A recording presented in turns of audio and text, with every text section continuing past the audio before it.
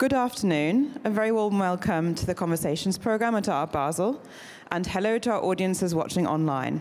My name is Jenny Fulton. I'm head of editorial at Art Basel, and we're very honored to be collaborating with the 12th Berlin Biennale and one of its curators, Noam Segal, who will be moderating the panel. It brings together two of its artists, Imani Jacqueline Brown and Taloi Havini, and a fellow member of the curatorial team, Lin Tong To. Colonialism's role in erasing the memory of our relationship with the non-human and its impact on damaging the planet is at the heart of this year's Biennale, convened by Kader Attia, another artist. This panel attempts to address the question, how can we conceive and set the practice of a decolonial and ecological life in motion? We warmly thank all of our participants who have joined from Berlin to be with us in Basel today before dispersing to various parts of the globe on their onward journey this summer. The conversation will last approximately 50 minutes, with a 10-minute Q&A afterwards. And we have a mic that will be in the room, so please do wait for that should you have any questions. And please help me give our speakers a round of applause and enjoy the conversation.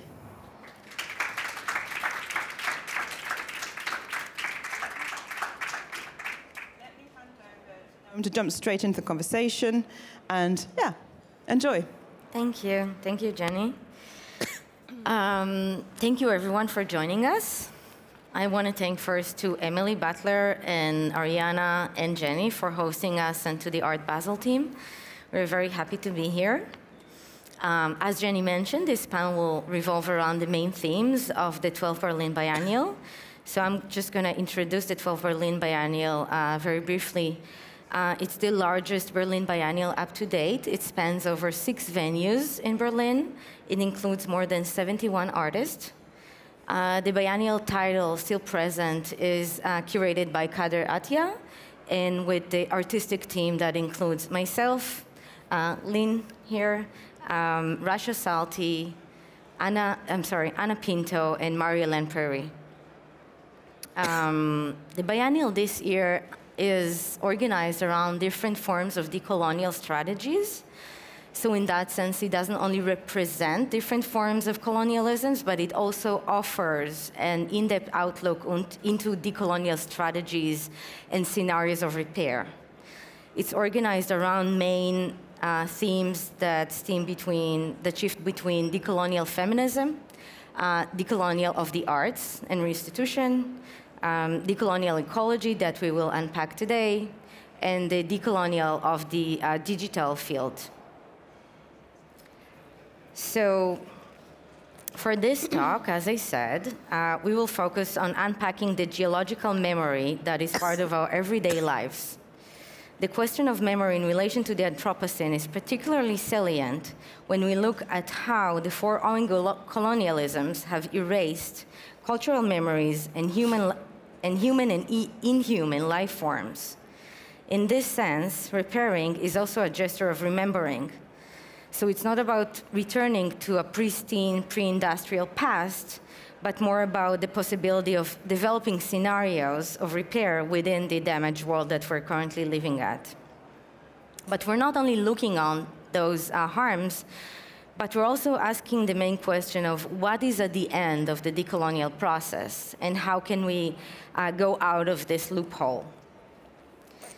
So just as a brief start before we jump into the artist presentations, I want to introduce something very brief. So in astronomy, the world revolution means the going back of a star to its own axis, basically to its own constellation.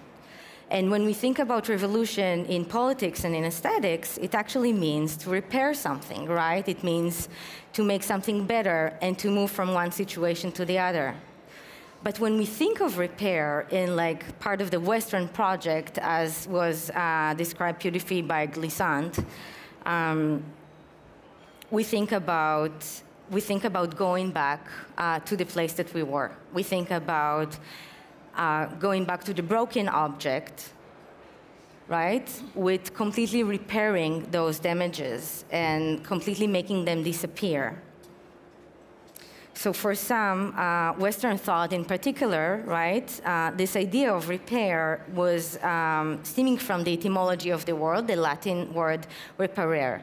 And in Latin, reparare means to go back to the original state of the object. However, as maybe some of you know, in pre-modern cultures that stem from Africa to Japan, via Greece and the Ottoman Empire, repairs of the past show the wounds. It didn't mean to go back to the original state. It meant to carry the wounds and develop from that particular moment. And most of us, you know, coming from as part of the Western project, we're calibrated on this idea, right, that we're going to make the wound disappear. So this is the one thing that we really try to focus on in the 12th Berlin Biennial, right, this aesthetic of reparation that is try to talk and to offer different possibilities to embrace science that not embrace science, of course, as a promise of control and superiority over nature, but actually doing the opposite, looking at the fragility of our amnesiac contemporary world that is unconscious of its own errors and that is becoming more and more evident, So the idea for us is kind of like the biennial argues that in order to build a better world, we have to include an acknowledgement of the wounds of the past and bring them into the conversation. For there cannot be a repair without the wounds, and especially if these wounds are difficult to face up, they are difficult for us to face up in the emotional realm, in the intellectual realms, and oftentimes also in the political realms. So we try not to shy away from that. So now I want to introduce Taloy. Taloy from the Nakas tribe, Hako people, was born in the Arawa region, autonomous region of Bougainville, and is currently based in Brisbane, Australia. Taloy employs a research practice informed by her own matrilineal ties to her land and communities in Bougainville. This manifests work created by using a range of media, including photography, audio, video, sculpture, immersive installation, and print. She curates and collaborates across multi-art platform using archives, working with communities, and developing commissions locally and internationally. Knowledge production, transmission, inheritance, mapping, and representation are central themes in Havini's work, where she examines those in relation to land, architecture, and place. So Taloy, maybe you want to start? Oh, yeah. Well, it's interesting you talk about repair because... Oh, you can't hear me? Is it working? Yeah, can you? Yeah, okay. It's working, yeah. So Bougainville, I put the map up because a lot of people don't know where Bougainville is. And it's in the Pacific, the Southwest Pacific. It's the largest island of the Solomon Island archipelago. But it's politically part of Papua New Guinea. Our colonizers before Papua New Guinea was Australia. Before Australia, for a short time, Britain, Germany, Japan during World War II. So colonized over a period of hundreds of years in quick succession by the competing interests in the region. So Bougainville is there, and I'm based on the east coast of Australia as well. So, but when it comes to repair, we actually use the word reconcile where we come from. In Bougainville, we have traditional ceremonies to reconcile with each other. That's our traditional justice and legal system. And we're constantly reconciling.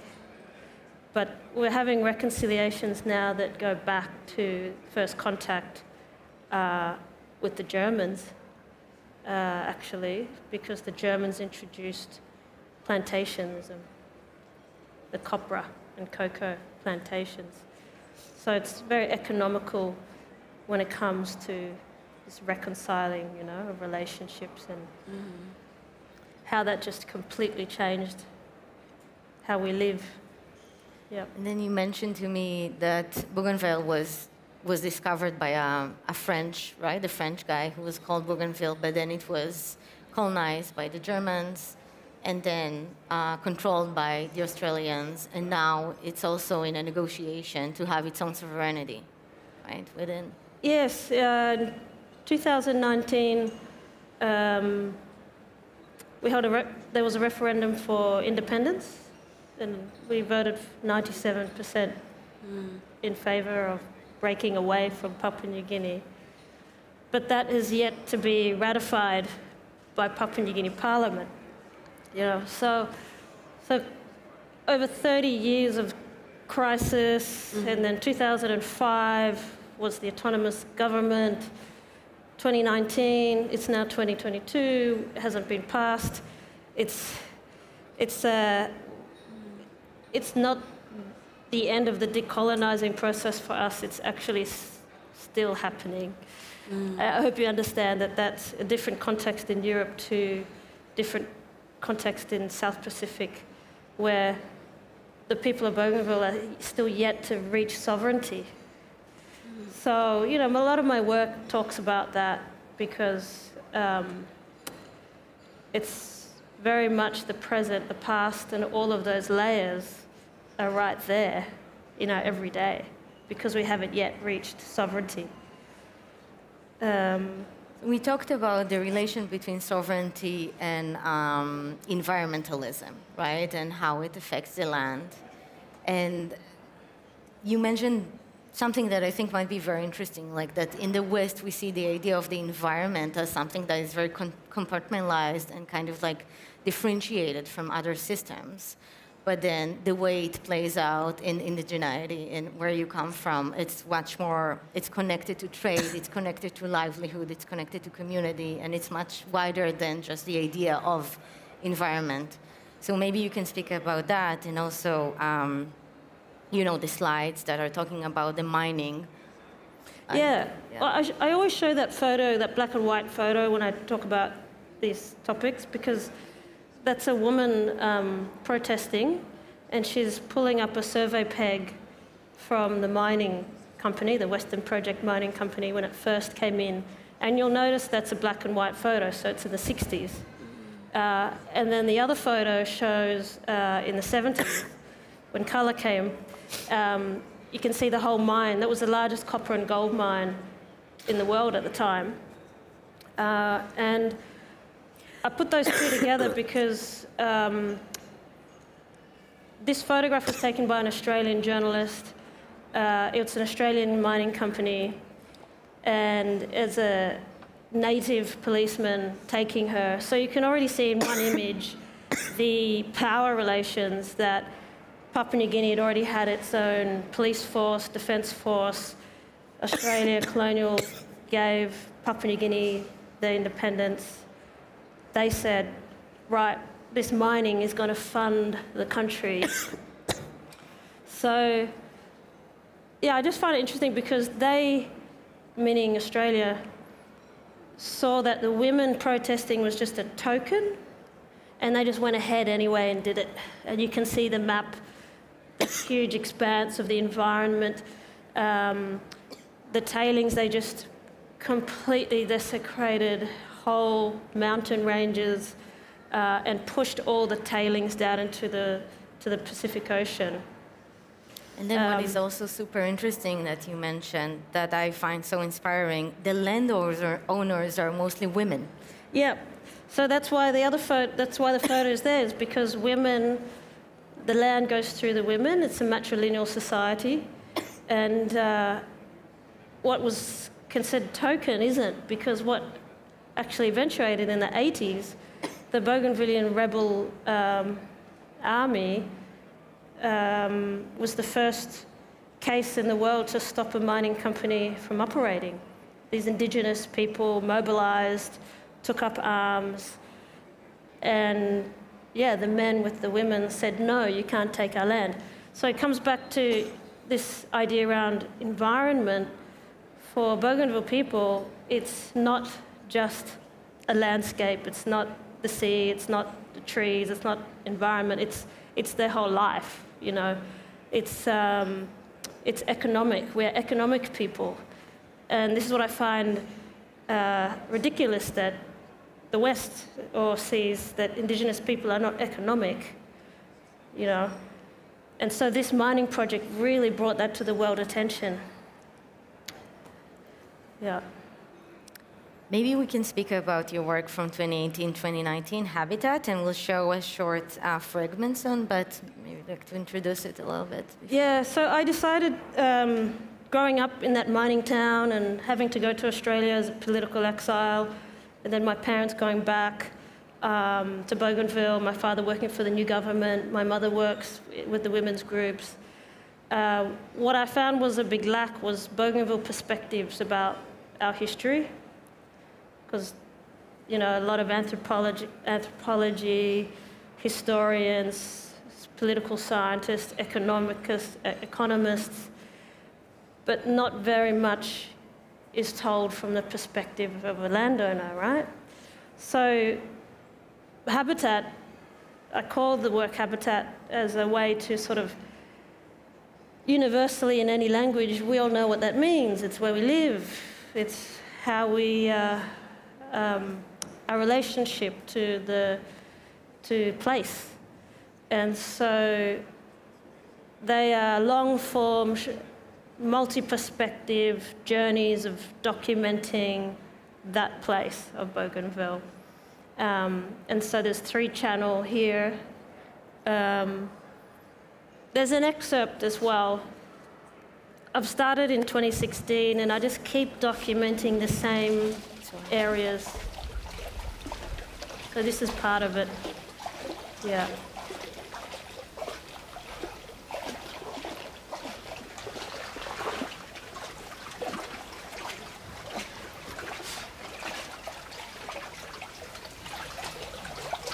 So I'm sort of meandering through a swamp, which used to be a jungle. This used to have big trees. So it wasn't a swamp, actually. The mining company completely dredged the whole land and flooded it and pumped it with tailings. So now instead of walking the land, you have to wade through it. And so you can see there's leaves on the front of the raft, because what we're doing is we're going into the center of the swamp to throw a drone all the way up and see the extent of the swamp. And so when I went with local landowners, they had never seen the extent of damage from an aerial perspective before. And so I told them about this idea of a drone, and they didn't know what a drone was at the time, and I'd heard about it, so I went back to Australia, I purchased one, taught myself how to use it, came back, and this is part of documenting all the change. So really there should only be 7 streams in this place, and now there's one big body of water. And what's the issue about this is that you've got saltwater crocodiles coming in to land, they've got no more gardens, they can't grow their food, they've got invasive fish species called tilapia. And so that's completely changed how they live on the land. Now they have to fish and eat from this dangerous invasive species. Yeah, so Habitat is a sort of commitment to documenting place change, but also handing over material for the landowners as well, for them to have media. The woman who's about to be shown, I worked with her. She's an auntie of a friend of mine. You can see there in the distance is the mine. And she has since passed away.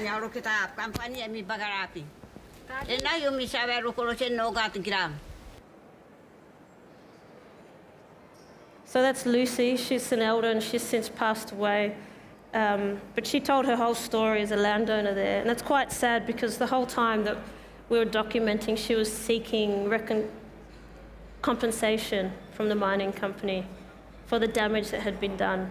So currently, right now, they are seeking compensation, That's yet to be seen. Yeah.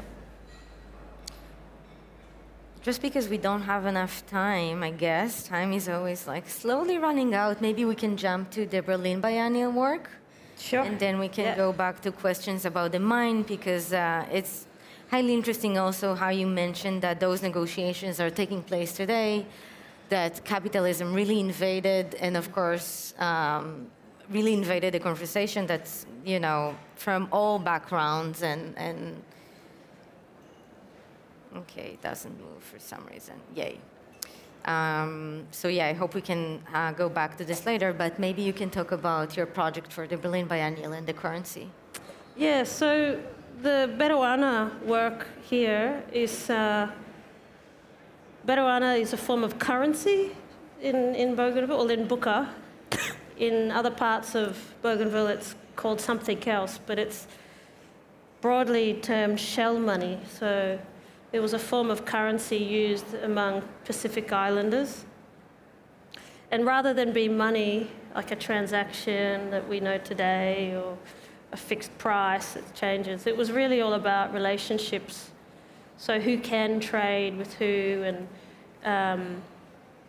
yeah, so the Bedoana sculpture in Berlin, it really speaks to that idea around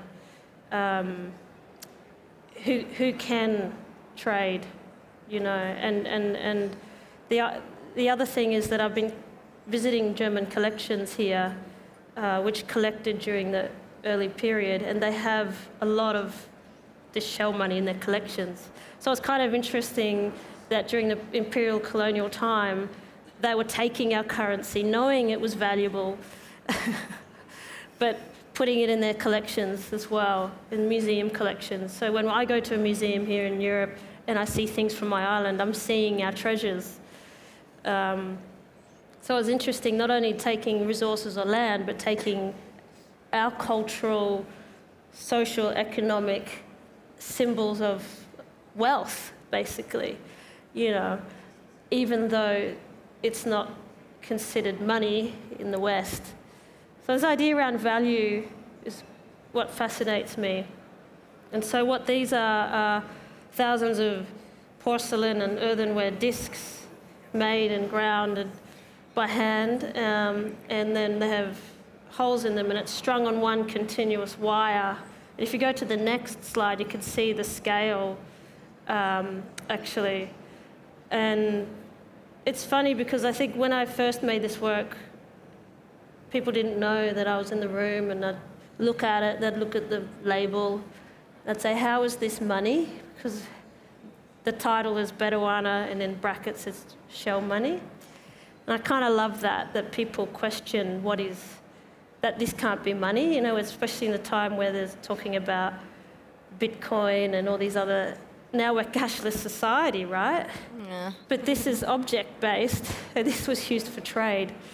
And in the Pacific and in a lot of non-Western cultures, there are lots of items that are used in terms of currency, you know, like Vanuatu's pig.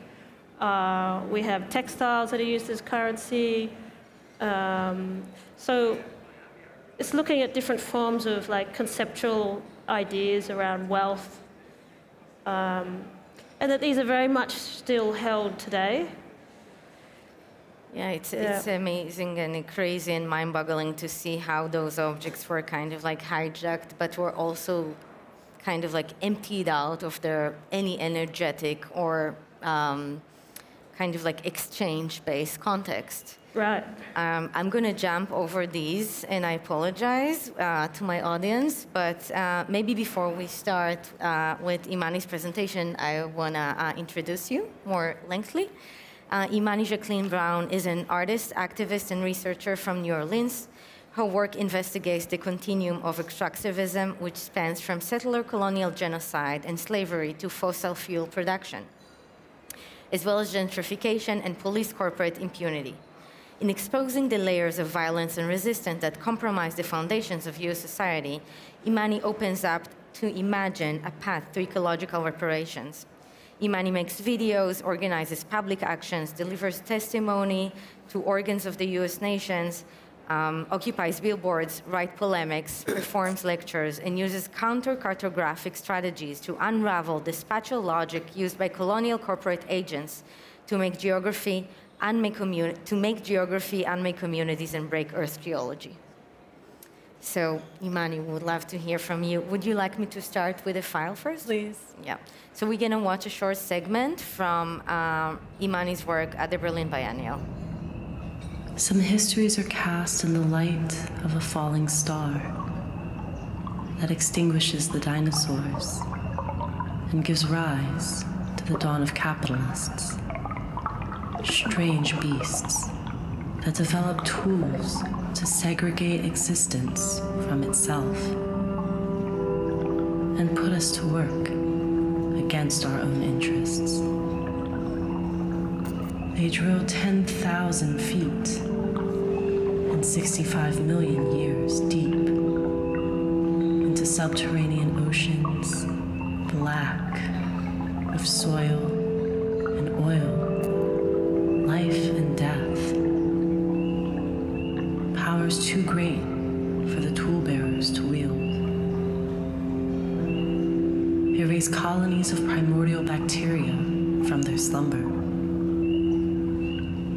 and put them to work powering 1 trillion electric stars that are viewable from space but block the light of the old gas gods. That was when we were lost.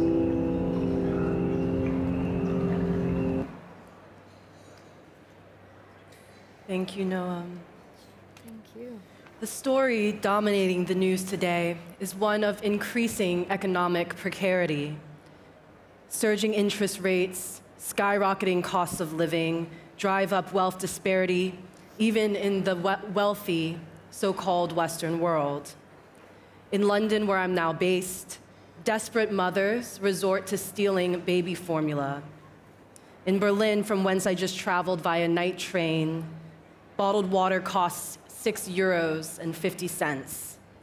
As one Guardian journalist recently put it, profiteering multinational investors with tentacles around the world treat our basic human needs as tiny income streams to suck up and siphon off into palm-treed tax havens. Art, not the NFT asset class for speculation, but the infinitely expressive, creative force driving human existence, is one such basic need that has been suffocated by financialization. This precarity is not new. It is at the core of so-called Western capitalist society. Capitalism has spread via colonial joint stock companies, whose semi-sovereign status has been inherited by today's multinational corporations. With the financial support of banks, politicians, and the aristocratic and merchant classes, colonial joint stock companies strove to accumulate the world. After the political end of the first phase of colonization came waves of structural adjustment, globalization, corporatization, and neoliberal privatization of the world's public spheres. Capitalism grows and spreads by innovating technologies to extract from and accumulate the world. To accumulate the world, it must first be dissected, platted, divided, segregated into extractable parcels. Colonial capitalism's power thus draws on ecological fission or segregation. Humanity is segregated from our wider ecological bodies. Black bodies are segregated from the body of humanity. The end product of segregation is the world's disintegration. Extractivism is more than the systematic removal and processing of raw materials. It is a worldview, a cosmology, a value system. It drills far deeper than geologic matter. It cuts through epochs, generations, and dimensions, stripping and commodifying life and labor, commodifying existence itself and converting it into infinite assets. To conquer a place, the forces of colonization unravel what Jason W. Moore calls the web of life, a messy entanglement of air, water, sediment, bacteria, vegetation, and animals into tidy, alienable parcels. They arrest what Achille Mbembe calls the flow of life, free and equal interchange between peoples and their environments, into a regimented hierarchy. The establishment of a monocrop plantation in Louisiana, my homeland, for example, required colonists to drain wetlands, clear forests, grid soil, levee rivers, and racialize bodies. Ecological segregation inscribes intractable racial codes into the earth itself, creating a material rupture that becomes atmospheric, becomes, as Christina Sharp says, pervasive as climate change. Humans and non-human beings, soil, oil, water, and art are put to work in the service of interests that are not their own. Looping behind me is a fragment of work produced for the 12th Berlin Biennale, titled "What Remains at the Ends of the Earth." The work tells the story of extractivism's reign in the coastal wetlands of the US state of Louisiana, but also of resistance to it. The Biennale offered me a rare opportunity to cultivate the poetic arm of my long-standing grassroots activist practice. For over 10 years, I've worked as a fossil fuel accountability activist, an environmental justice activist, using creative strategies to unearth, as Noam said, the layers of violence and resistance that form the foundation of global colonial capitalist society, and to hold those forces accountable. In Louisiana, as in extractive zones around the world, the fossil fuel industry reigns as a false idol, offering promises of salvation through an empty doctrine of modernity, equality, democracy, and freedom, won through segregation, racialization, exploitation, genocide, rape, and ecological collapse. In Louisiana, the fossil fuel industry's inheritance of the logics and legacies and landscapes of settler colonialism and slavery is on full display, hedonistic and lavish. There, oil and gas corporations have dredged 10,000 miles of canals to drill and access over 90,000 wells. This invasive infrastructure segregates the integrity of Louisiana's more than human ecologies. These oil and gas access canals usher salt water from the Gulf of Mexico into freshwater wetlands, killing the vegetation that holds sediment together as land.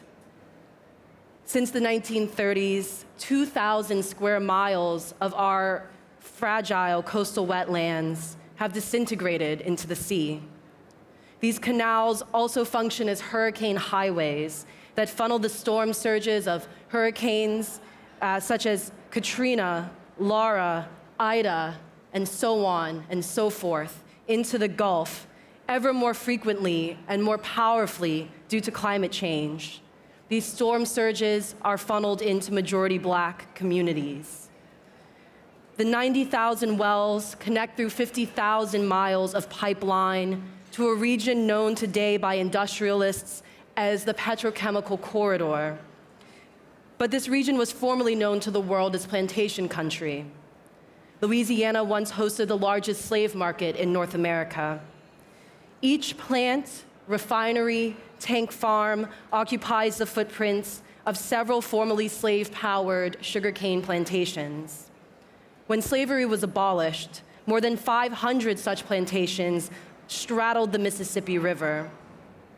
Today, more than 200 of those sites are occupied by some of the most polluting petrochemical facilities in the United States. Historically, sugarcane was the most dangerous crop to cultivate.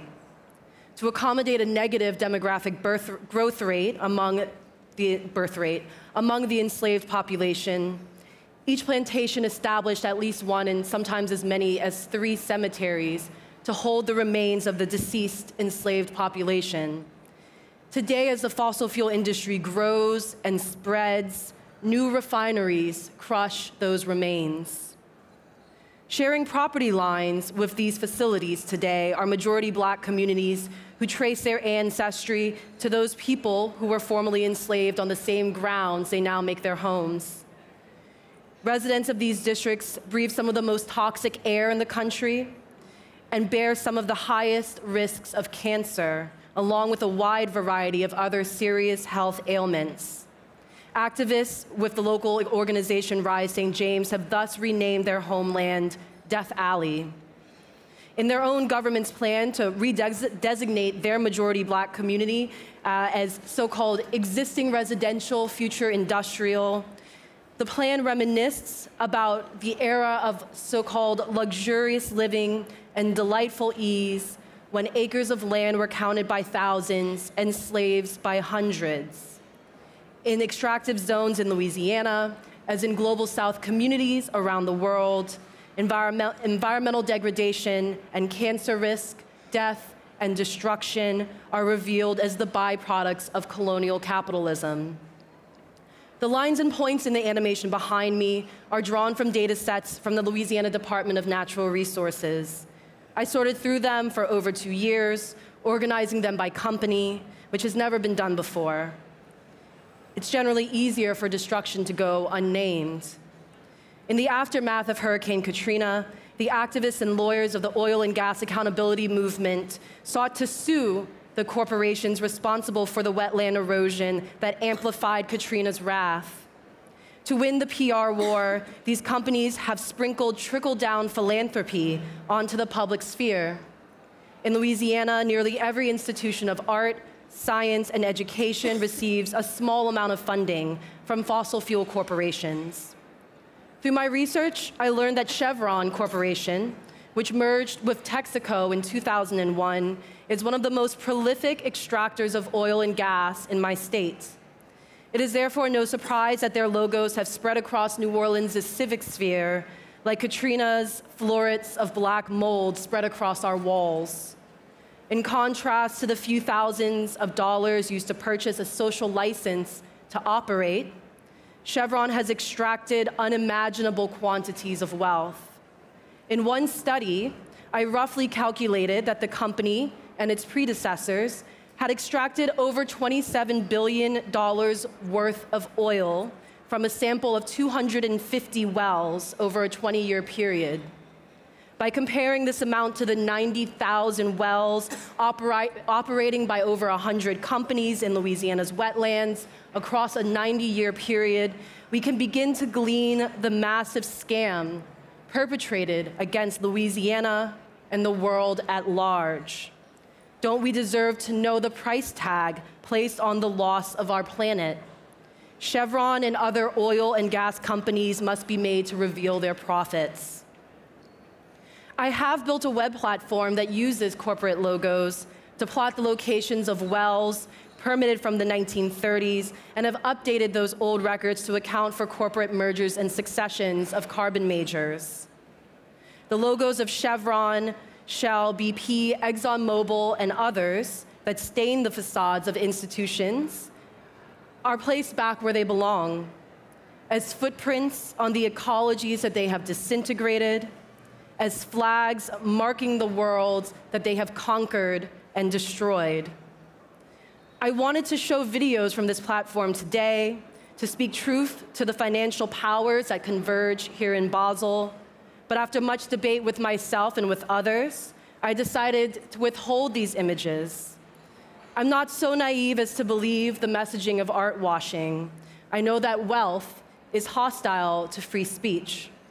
I know that the corporations who hear this message have targeted, harassed, and sabotaged the lives of those who dare to speak out. And I ask myself, can truly radical speech, that is speech that gets to the root of the problem, exist in spaces dominated by wealth and power? Is there room for freedom of expression in such spaces? Will my images simply circulate in the art market's nihilistic feedback system of production and consumption, privilege and exclusion? It's an odd thing to be here today at Art Basel. For many years, I collaborated with a group called Occupy Museums, a collective that grew out of Occupy Wall Street. Since 2012, we have organized a project called Debt Fair, which drew attention to the financial extraction and precarity underpinning institutions of art and culture in the world today, particularly art fairs. We investigated the banks, asset management funds, and other corporations that accumulate art as an unregulated asset for speculation. We studied the purchase of said art with money looted from war and destruction. We studied the suffocation of our society's creative visionaries by the demands of the market. And we watched how artists would bend their messages to appease the demands of the global rich. This morning, I passed strips of graffiti and wheat-pasted posters across the city, assuring us that another world is possible, and asserting that we don't need more successful people, we need storytellers and lovers. But what creative visions of alternative worlds and futures can survive in the hostile environments ruled by wealth and power? What is love if not honest and uncensored truth? I debated whether to show anything at all today. If I should resort to such self-censorship, perhaps I should withhold the image so that they do not become a compromise, so that my work does not become compromised. My artwork is meant to reveal a layer of extractive violence that is deeper than materiality, a cosmological and ideological violence that dismantles other ways of being in and vision and valuing the world. It is meant to accompany my political speech, not replace it, not become a censor that is more palatable than the corporate logos that obscure the horizons beyond the end of the world. So I speak today from a compromised position, both defiant and cowed, dignified and ashamed. I am complicit, but we are all complicit. I'm afraid, but we are all afraid. I want to defeat my fear and refuse my complicity, but to resist, I must engage. How can I engage without sacrificing myself?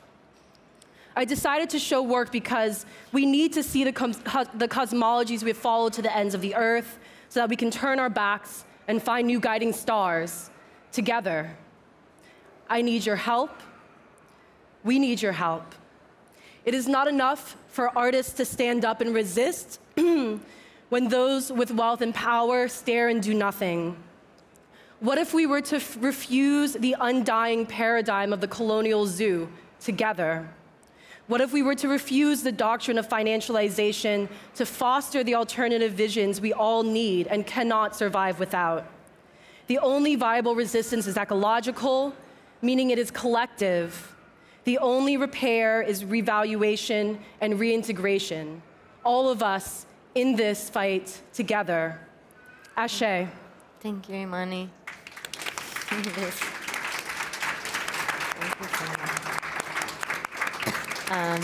Thank you. Before we move to Lynn, I just want to add a few words, kind of like to regather the connections between the different presentations, right? So as Imani put out so strongly, and as maybe some of you know, there is the decolonial ecology scholar Malcolm Ferdinand, and one of the terms that he developed over the years called the double fracture. And basically what he's trying to say is that we cannot divide and separate anti-racist struggles from the environmental strugmental. And basically we have to look at any struggle that we take, any movement that goes for social justice from environmental causes. The two are bound in the most deepest way and the deepest manner. And as Talo showed in Bougainville, for instance, that mine is basically, corporations are mining copper, right? And copper, this is basically copper and lithium, this is what we need for this. And as most of us know, this lives for no more than 3 years, right? So, and there are no more places to extract this. So next will be Bougainville. And as Imani showed, fossil fuel and the use of plastic are killing the lives of people around different places in the US and across the planet. So basically, as we have to, I think, look at this double fracture, and as all of you pointed out, and to always remember that the environment is not separable from other movements and other struggles that we partake in. So, but with that, I want to jump in to Lin's presentation. Ling Thong Do, which is, I'm a co-curator of mine also in the Berlin Biennale, together with the other team. And I just want to introduce you briefly before we jump into your presentation.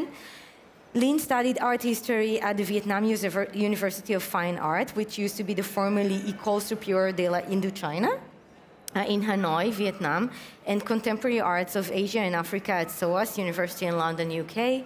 Her research concentrates on avant-garde and contemporary art in Vietnam post-1986, and the relation between Vietnam and post-socialist countries, the connections between Vietnam and Africa. She co-founded Six Space and curated for various spaces and projects such as VSSA, the Vincom Center for Contemporary Arts, Asia Art Activism, La Colonie, Mo Art Space, Hanoi Doc Lab, Nasan Collective, and more. So now I'll give the stage to Lin. Thank you. Hello.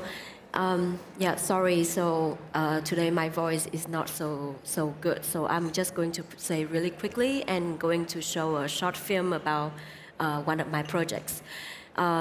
So the projects I'm sharing today also connected to the whole conversation that we just been talking about, but related to the context where I come from, Vietnam, Southeast Asia.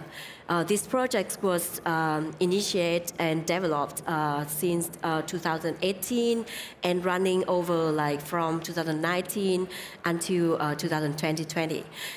So as mentioned in my biography, I co-run a space called Six Space, basically since 2015 with my co-partner who is also an artist.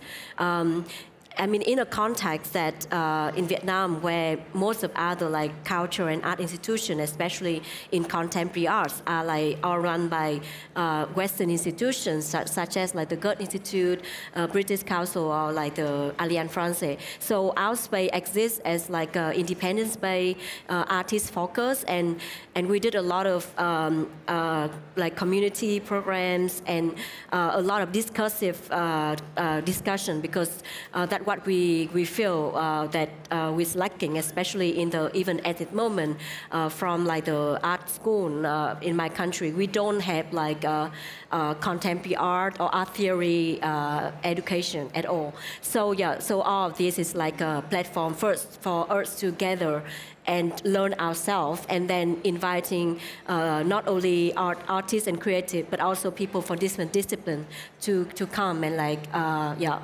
And so for these projects, actually, it came with like an open call from like the Prince Claus, a Dutch foundations, like a call about environmental, and then we, then I at that time. After like running the space for a few years and after like working in the scenes in contemporary art for around more than a decade in Vietnam and South Asia, at that point, I think especially from my country, why in the bio, the period of like 1986 was important in Vietnamese art history, just because if you kind of know, before that, our country was closed, and then of course we went through a lot of like a different war, like with like France and Americans. So only like 1986, and a lot of things changed. So with because of that, so at that point, it's also parallel with the way the country opens and the whole industry, and the whole now it's crazy. Just over a few decades, the country changed so quick, and of course it affects the environment tremendously, especially just living in a city every day, air pollution, or the lacking of more green space, or even as a mom myself, I was thinking a lot about how to connect all these stories, because at the same time, there's so many different campaigns by NGO trying to raise awareness of environmental issue, and there also all these contemporary art events who also try to engage certain community. So I was thinking of doing a project that being able to connect different conversation also with people from not only artists and activists, environmental activists, but also scientists in and also young audience, especially children, engaging in exhibition activity. So then our workshop. So then people start to realize, or maybe doing something like action. So that's actually the name of the project, Citizen Earth, is also I think imagine of course I'm come from a country many people at the time maybe don't know, or maybe whenever we think of Vietnam, it's just the war.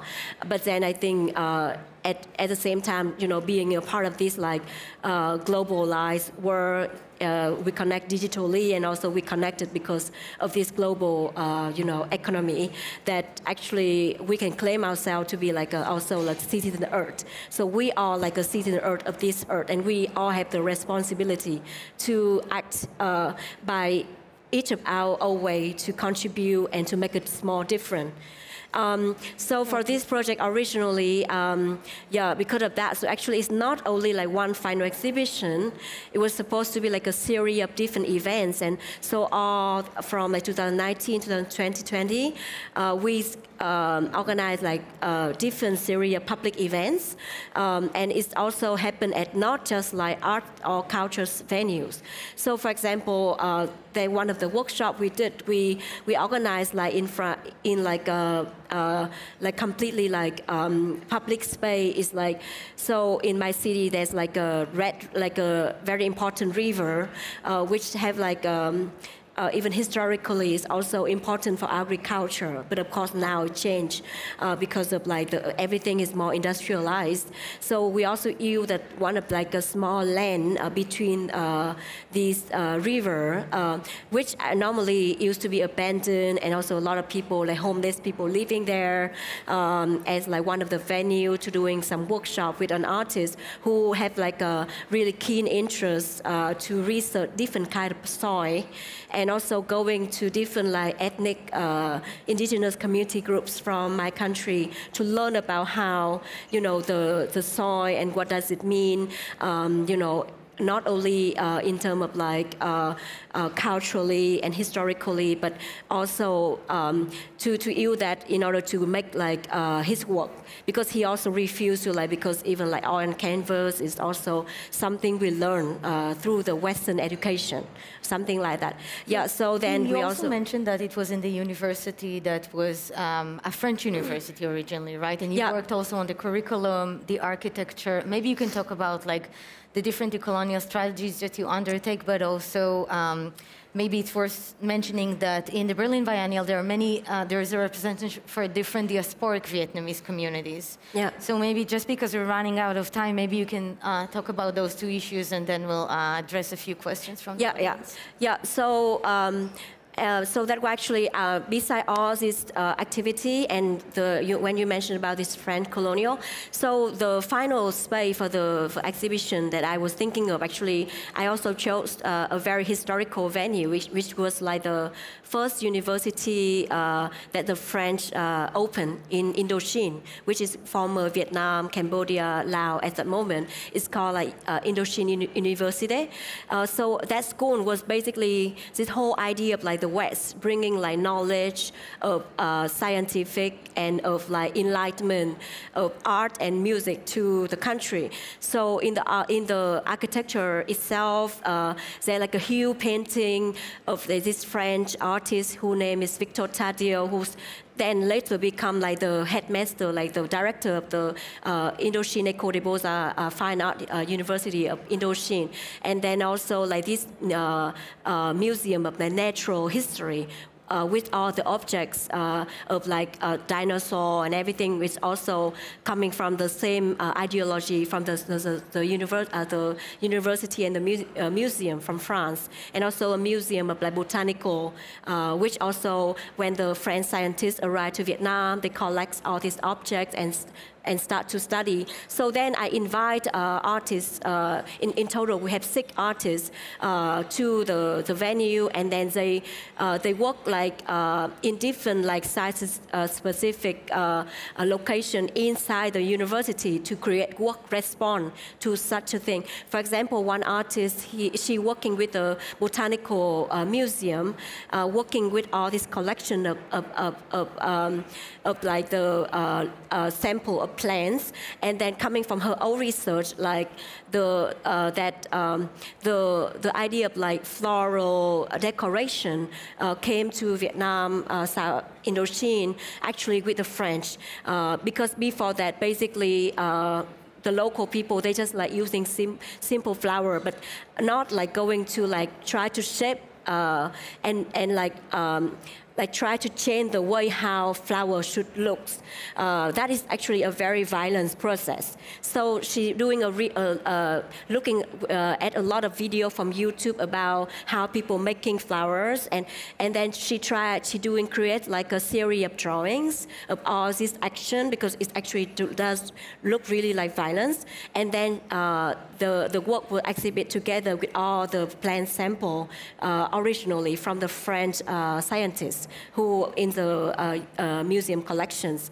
And then also there's another artist, so she collects a lot of like the fish nets, which was used by the fishermen in central Vietnam. Another fact, actually, I think why I was very drawn to this topic, because I think in South Asia, we affect every year a lot by like climate change or natural disaster, because like flood and everything. So for this artist, she also collect all these fish nets and then create like handmade like giant, like different figure of like body, like the heart or like the hands, to make it like a metaphors of like you know how in like maybe our bodies there's different like elements that maybe we don't know, and that also in kind of like conversation with the Natural History Museum, because there was no like for her. She feels like there's lacking of like another animal from the museum. So yeah, I think in the spirit of the way you depicted that she was kind of like subverting and uncovering those like colonial processes into decolonial ones. Yeah. I wanna just because we ran out of time, ask you all a question, and just one more thing, just to mention that Imani's work is part of an installation. It's not just the video, but it has other parts of it. So don't think that you got to see the entire work.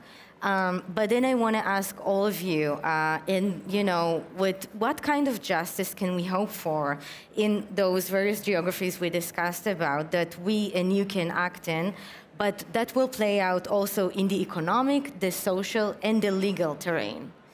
What can we think as like, what would be those things that will subvert the way we're going right now? Yeah. Wow, these are tough questions. Well, I think, can you, because it's audible. Okay. One of the themes of the Berlin Biennale this year is repair. And as Noam has already, very well articulated, repair is not just, some vague abstract notion of going back in time to some prior condition of existence, which doesn't remain. It's about learning and growing together, right? Exactly, And actually reconciling with the past. So reparation is a legal concept. It's a concept in international law. It was a form of not quite repair, but it was a kind of form of compensation between two different nation states that were at war. Yeah. And it has evolved and expanded and grown over time, confronting the horrors of the Holocaust, and then environmental cataclysm, to represent the acknowledgement of harm done, an agreement to stop the continuation of harm, and of course, compensation, whether it's monetary compensation or other forms of exchange that will enable the victims of said violence to start to rebuild their lives, right? And so we need, a new conception, this kind of continuously evolving conception of reparations, of repair, as we address this planetary crisis, something that actually stems from colonialism and that continues all the way today to climate change. So it really requires, first of all, an acknowledgement, right, of the harm done, the acknowledgement that colonialism is a gross crime against humanity and the planet. And then it really requires a lot of collective visioning, thinking, dreaming together in order for us all to come together and start to reorient towards something restorative and reciprocal. Yeah, excellent to that. You want to say? Do you want to? I just absolutely agree with everything Imani said. Is acknowledgement and reparation, reclamation, all that kind of thing is economic equality in areas where there've been extreme inequality, and to be active participants in our own future as well. So absolutely, yeah. Yeah, for me too. I totally agree, and I think I also share with you one story is like how I also seeing a lot of artists. They feel the need now to do actual work with the community, or many artists even just turn into like a farmers to actually working with the community and close with nature, because of course that's more rewarding than whatever maybe the contemporary art, his theory or discourse is talking about. And I mean, at the end of the day, I think to have this opportunity to be here with all of you and to be with the Berlin Biennale and to hear so many other stories is already very inspiring. And I think that would also be something taken with me and for you too, that go back to our community and continue the conversation. Yeah. Thank you so much. I want to take the three of you. Thank you so much, and it was an incredible journey, the biennial, and learning from you, and unlearning and learning, and participate in this cycle. And thank you all of us for joining us. Thank you. Thank you, Noam. Thank you.